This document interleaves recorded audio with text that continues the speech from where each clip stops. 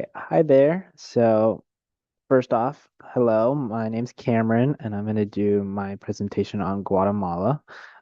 This is going to be kind of ghetto because I did all the slides first and then realized it's going to be a little weird for me having to move the camera around while doing the slides because everything's kind of oriented, kind of more pretty like. Wasn't really doing it based off of my position of my face was going to be. So, it'll be a little ghetto, but here we go.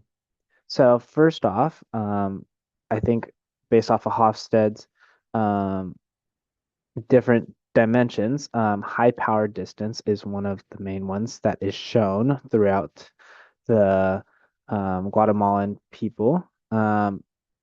This is shown through his own research, putting it at a 95 PDI, making it one of the highest scoring countries in the world.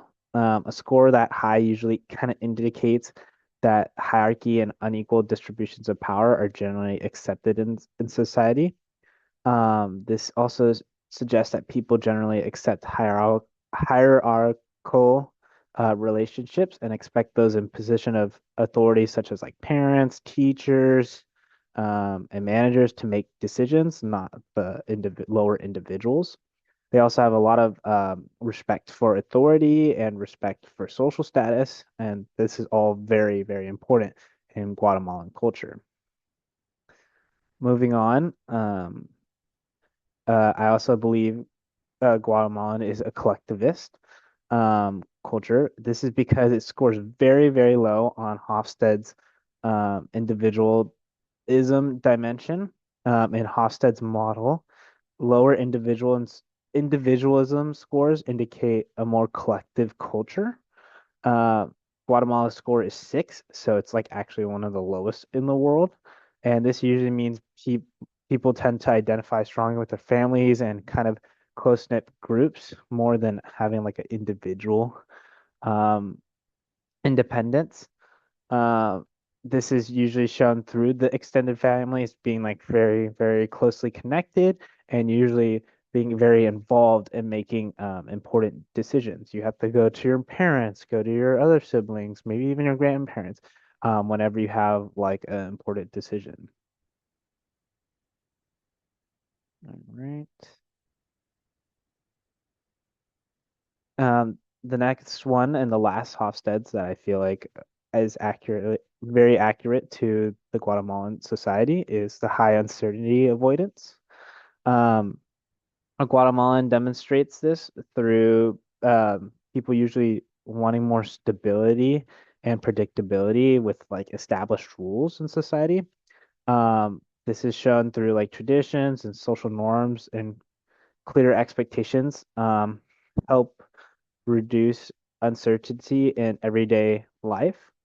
Um, Individuals often feel more comfortable when situations are structured and when there is a clear guideline for behavior.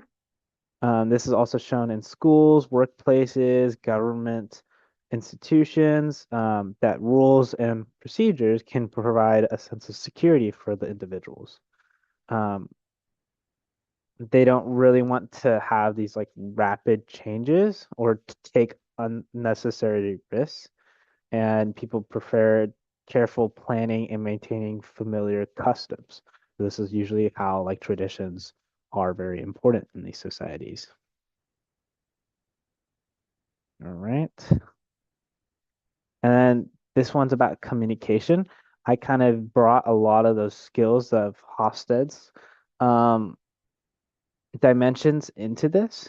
So first, we'll talk about visitors should take time when going to Guatemala.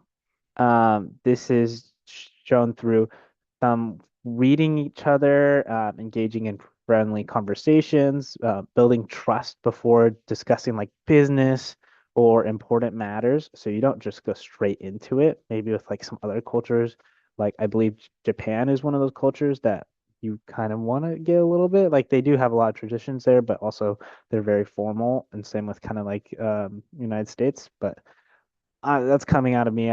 That's without other research. Um, that's a personal opinion. And then they maintain harmony is very important, so communication is often more indirect, and public criticism or confrontation should be kind of avoided whenever you go over there. You don't really want to start fights. You want to build this trust, and be very friendly with those around you. Another important thing while visiting uh, Guatemala is communicate clearly, be organized, and arrive on time. Um, I like talking about how important that power distance and uncertainty avoidance was. Um, it usually means that people prefer like clear procedures and clear authority. Um, Visitors should communicate clearly, be organized, arrive on time, follow through on commitments that are like if you're having like a tour or meeting up with family members, stuff like that. You need to be very committed on going through with that. Lastly, um, sorry, strong emphasis to on politeness and respect.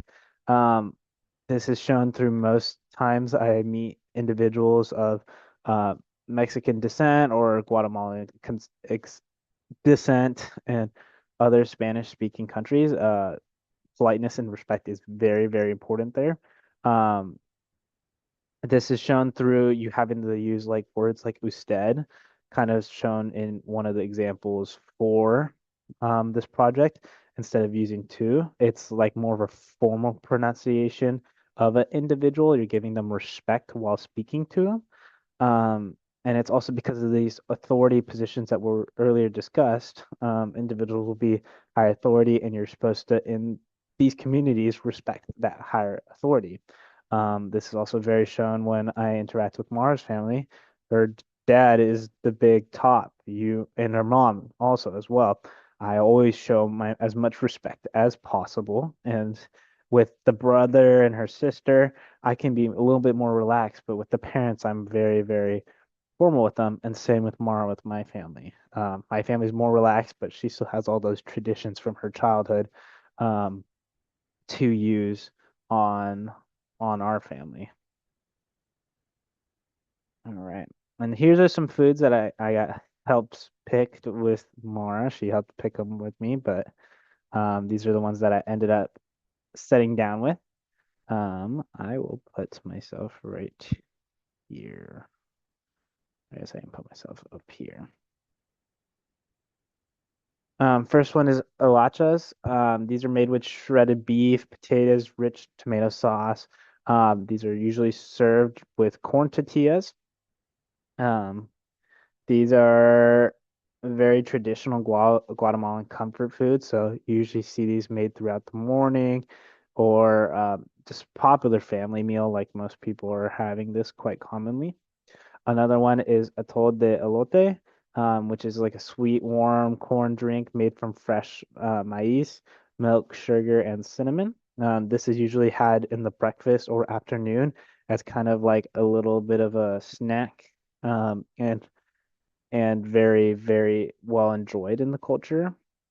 The last one is Colorados de Tamales, or tamales color dos, which is masa, which is type of corn dough, filled with chicken, pork, or beef covered in tomato sauce and chili sauce. These are also wrapped in banana husks, and then they're steamed until they're cooked. You can usually see these actually different forms of tamales in different cultures, so different Spanish speaking cultures. Even in the United States, we have our own like kind of traditional tamales, which they all are a little different in their way they're prepped and different materials that are around them. Um, but as you can see, all of these have corn. Corn is a very traditional um, item that was in the Guatemalan area and is been in traditional culture for thousands of years of their food items and other ways. So it most Guatemalan traditional food items you find will have some form of corn throughout it, which is kind of cool to see this. You can see like all this kind of um, like everything is kind of unified by this corn aspect, which is like a really cool tradition to see. These are my sources that I used. These two are the textbooks. And then the last one was also Mara helping me tell me some different aspects of her culture that helped me kind of um, think and then know what to kind of research and look into. Thank you.